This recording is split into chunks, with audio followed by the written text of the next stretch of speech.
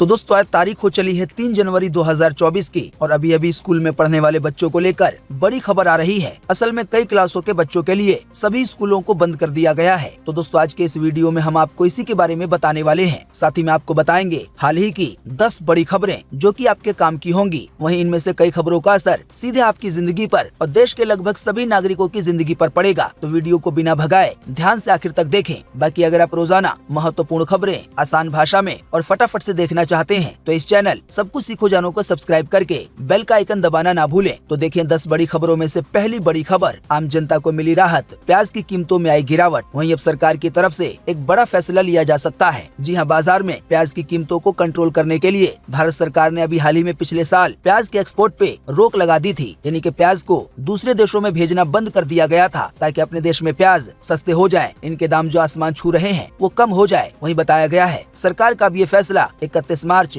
2024 तक लागू रहेगा। ऐसे में उम्मीद की जा रही है कि प्याज की कीमतें और घटेंगी और प्याज की कीमतें कंट्रोल में रहेंगी, क्योंकि अपने देश का प्याज एक्सपोर्ट के जरिए किसी भी दूसरे देश में नहीं जाएगा। वहीं बताया गया है जिस प्याज की बोरी के लिए पहले 1870 रूपए देने पड़ रहे थे, अब उसका दाम केवल 1500 हो गया है। ये भाव 1 क्विंटल का है। आसान शब्दों में कहें तो प्याज 20% से भी सस्ता हुआ है। ऐसे में जो देश की आम जनता है उसको काफी अच्छी राहत मिली है। आने वाले दिनों में सस्ताई का असर बाजारों में देखने को मिलेगा। दूसरी बड़ी खबर, चाइना में मिला 4000 साल पुराना विशाल महल। इसकी भव्यता, इसकी शान देखकर फटी रह गई विशेषज्ञों की आंखें। जी हां, चाइना में 4000 साल पुराने महल की खोज ने दुनिया भर के विशेषज्ञों का ध्यान अपनी ओर खींचा है। बताया जा रहा है कि ये महल मध्य चीन के हेनान प्रांत शिन्मी स्थल पर मिला है। बताया गया है चाइना की ये जगह इतिहास के मामले में बहुत ही अहमियत रखती है। शोधकर्ताओं ने इसके बारे में बताया है कि ये महल शिया राजवंश 2070 से 1600 साल ईसा पूर्व इसके आसपास का हो सकता है। कुल मिलाकर आसान शब्दों में कहें तो विशेषज्ञों के अनुसार जो महल चाइना में मिला है वो 4000 साल पुराना है। बताया गया खुदाई के दौरान मिले इस विशाल महल के काफी अवशेष, काफी अंश बचे हुए हैं। तीसरी बड़ी खबर, साल 2022 में हर दिन औसतन 6 महिलाएं दुष्कर्म यानी कि बलात्कार का शिकार हुई। 2021 के मुकाबले में अपराध के मामलों में हुई बढ़ोतरी। जी हाँ, महिला सुरक्षा को प्राथमिकता पे रखने पर, सबसे पहले पहल पे रखने पर वहीं दिल्ली पुलिस की तमाम कोशिशों के बावजूद अकेले देश की राजधानी दिल्ली में साल 2022 में रोजाना 6 महिलाओं के साथ बलात्कार हुआ है। आपको बता दें यह आंकड़ा केवल छोटी सी देश की राजधानी दिल्ली का है। दिल्ली पुलिस की बहुत ज्यादा कोशिशों के बावजूद, महिला सुरक्षा को मद्देनजर रखने के बावजूद भी साल 2022 में हर रोज दिल्ली में 6 महिलाओं के साथ दुष्कर्म हुआ है। वहीं आपको बता दें ये वो आंकड़ा है जिनके बारे में हमें पता चल गया है, लेकिन जो आंकड़े पता नहीं चल पाए हैं वो तो अलग ही हैं। दूसरी बात यह है कि यह आंकड़ा केवल देश की राजधानी दिल्ली का है। तो आप सोच सकते हैं अगर ऐसे सभी आंकड़े सभी राज्यों के मिला दिए जाएंगे तो केवल एक दिन में अपने देश में सैकड़ों की तादाद में रेप हो रहे हैं, बलात्कार हो रहे हैं। दिल्ली को लेकर ये खबर स्पेशल इसलिए है क्योंकि वहाँ पर जो सुरक्षा है वो कई राज्यों के मुकाबले में काफी बेहतर है। इसके बावजूद भी ऐसा हुआ है।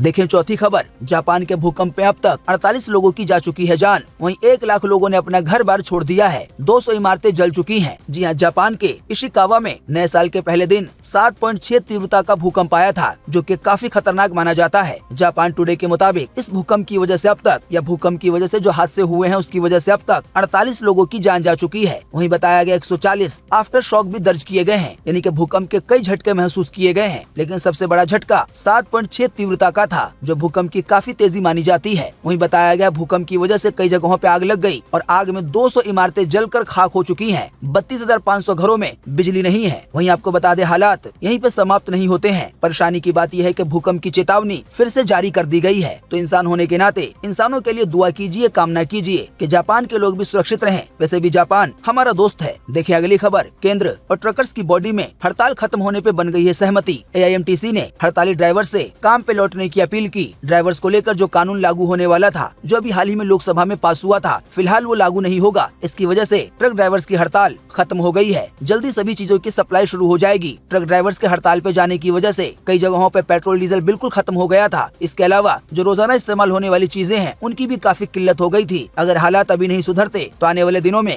बहुत सारी चीजों की कमी होने की वजह से काफी चीजों के दाम बहुत ज्यादा बढ़ सकते थे। हालांकि सरकार ने अच्छा कदम उठाते हुए आने वाले संकट को रोक दिया है। दोस्तों दोस्तों आइए अब वो खबर देखते हैं जो स्कूल में पढ़ने वाले बच्चों को लेकर आई है। पर दोस्तों इसके बारे में बताने से पहले आप सभी लोगों के लिए एक छोटा सा माइंड क्वेश्चन। दोस्तों आपको इसी वीडियो के नीचे कमेंट बॉक्स में कमेंट करके बताना है कि अपने देश का राष्ट्रीय जानवर कौन सा है और ऐसे कौन से वो 3 जानवर हैं जो राष्ट्रीय पशु से भी ज्यादा ताकतवर हैं। आप अपने जवाब इसी वीडियो के नीचे कमेंट बॉक्स में लिख सकते हैं। आपके दिए गए जवाब से काफी कुछ पता चलेगा। दोस्तों अक्सर बचपन में स्कूलों की छुट्टियों को लेकर बच्चों में उत्साह रहता है, क्योंकि बचपन ही एक ऐसा समय होता है जब अपनी मन मर्जी से हम अपने दोस्तों के साथ खेल सकते हैं। बाद में तो जिम्मेदारियां ही जिम्मेदारियां घेर लेती हैं। तो ताज़ा जानकारी के मुताबिक बच्चों के स्कूलों की छुट्टियों को लेकर ये खबर आई है कि सरकार ने भयंकर सर्दी को देखते हुए 15 दिनों के लिए सभी स्कूलों को बंद करने का ऐलान किया है। दरअसल पिछले कुछ दिनों से जो कड़ाके की ठंड पड़ रही है और कई जगहों पे शीतलहर चल रही है, यानी कि बहुत ज्यादा ठंडी हवा, इसकी वजह से तापमान में काफी ज्यादा गिरावट आ गई है। जाहिर बात है ऐसे में बच्चों को स्कूल जाने में काफी परेशानी हो रही है, खास करके वो बच्चे जो पहली से 8वीं कक्षा तक के हैं, क्योंकि ये बच्चे छोटे होते हैं। तो सरकार ने 14 जनवरी तक के लिए सभी स्कूलों को बंद करने का फैसला किया है। हालांकि 9वीं से 12वीं के विद्यार्थियों को फिलहाल कोई भी छुट्टी नहीं दी गई है। बाकी आपको बता दें, स्कूलों की ये छुट्टियां उत्तर प्रदेश के शिक्षा विभाग की तरफ से दी गई है। आसान शब्दों में कहें तो यूपी के जो भी बच्चे पहली से 8वीं कक्षा तक की पढ़ाई कर रहे हैं, तो अब उन लोगों को आने वाले 14 जनवरी 2024 तक स्कूल जाने की जरूरत नहीं है। ऐसे में बच्चे ठंड से बच पाएंगे। वहीं आपको बता दें, पंजाब, हरियाणा, राजस्थान, दिल्ली, यूपी और एमपी समेत कई राज्यों में लगातार बढ़ते कोहरे की वजह से मौसम विभाग ने अभी हाल ही में कई जिलों के लिए रेड अलर्ट जारी किया था। इसी वजह से आने वाले दिनों में देश के कई और जगहों पर भयंकर सर्दी को देखते हुए बच्चों को छुट्टियां दी जा सकती हैं। यूपी के अलावा दिल्ली वगैरह में छुट्टियां पहले से ही चल रही हैं। देखिए अगली खबर। हवा में महिला स्काई डाइवर ने किया मून वॉक, प्लेन से कूदी, फिर दिखाई कलाबाजियां। वीडियो सोशल मीडिया पे हो रहा है वायरल। जी हाँ, सोशल मीडिया पर ये वाला वीडियो वायरल हो रहा है जो अभी आप अपनी स्क्रीन पे देख पा रहे हैं, जिसमें एक स्काई डाइवर हवा में मून वॉक करती नजर आ रही है। मून वॉक करने वाली महिला का नाम माजा कुकजिंस्का है, जो एक प्रोफेशनल स्काई डाइवर है। दोस्तों आप नहीं जानते हैं तो आपको बता दे, स्काई डाइवर ऐसो को कहा जाता है जो हवाई जहाज से कई हजार फीट की ऊंचाई से कूद जाते हैं और फिर धीरे धीरे नीचे आते हैं, और जब जमीन पे पहुंचने वाले होते हैं तो उनका पैराशूट खुल जाता है।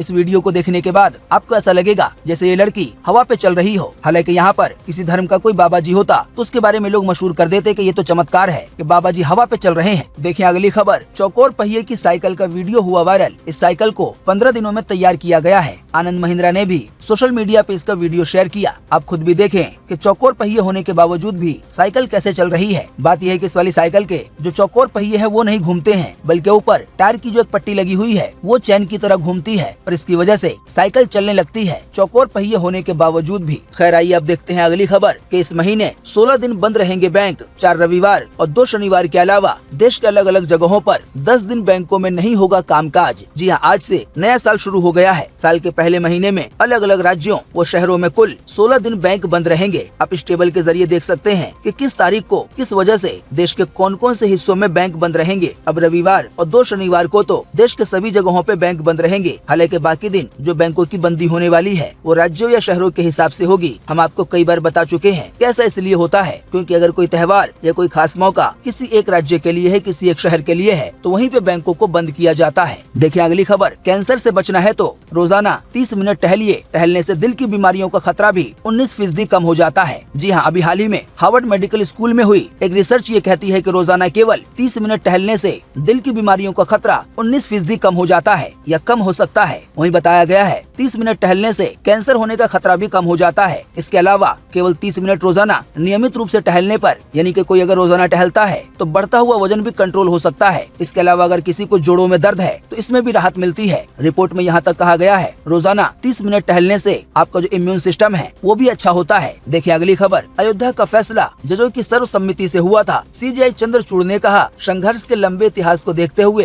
फैसले पे एक राय बनी अयोध्या के राम मंदिर को लेकर। जी हाँ, देश के सबसे बड़े कोर्ट यानी कि सुप्रीम कोर्ट के चीफ जस्टिस डीवाई चंद्रचूड़ ने कहा है कि अयोध्या के राम मंदिर केस का फैसला जजों ने आपस में सहमति से लिया था। उन्होंने कहा कि अयोध्या में संघर्ष के लंबे इतिहास और कई पहलुओं को ध्यान में रखते हुए इस केस से जुड़े सभी जजों ने फैसले पे एक राय बनाई थी। नवंबर 2019 में अयोध्या राम जन्मभूमि केस में फैसला लिखने वाले जज का नाम सामने नहीं आया, क्योंकि ये फैसला अयोध्या के राम मंदिर को लेकर किसी एक जज ने लिखा ही नहीं था, बल्कि राम मंदिर को लेकर फैसला आना ये सभी जजों की राय थी, आपस में सहमति थी। हालात को देखते हुए, केस के सबूतों को देखते हुए, इसके अलावा कई और पहलुओं को देखते हुए, वहीं सुप्रीम कोर्ट के चीफ जस्टिस डीवाई चंद्रचूड़ ने पीटीआई को दिए गए इंटरव्यू में सेम सेक्स मैरिज पर दिए गए फैसले को लेकर भी कुछ बातें कही। सीजीआई ने बताया कि फैसले के बाद जो भी नतीजे आए उन पर हमें कोई पछतावा नहीं है। बात यह है कि अभी हाल ही में समलैंगिक विवाह को लेकर पंजीकरण की अनुमति मांगी गई थी, यानी कि जिसमें लड़का लड़का या लड़की लड़की आपस में शादी कर लेते हैं, उसको सेम सेक्स मैरिज कहा जाता है। तो कई लोगों की ये मांग थी ऐसी शादियों को भी देश के अंदर मान्यता दी जाए। हालांकि कोर्ट ने ये बात नहीं मानी और न ही सरकार ने मानी। वहीं सुप्रीम कोर्ट के चीफ ने ये भी कहा है कि हम संविधान और कानून के मुताबिक फैसला करते हैं। मुझे नहीं लगता है कि आलोचना जो भी लोग कर रहे हैं तो उनका जवाब देना या जो फैसला किया गया है तो उस फैसले का बचाव करना सही होगा, क्योंकि हम जो फैसला देते हैं वो कानून के मुताबिक होता है। अब अगर उस पर कोई टिप्पणी करता है, उसे गलत कहता है तो उसका जवाब देने की जरूरत नहीं है।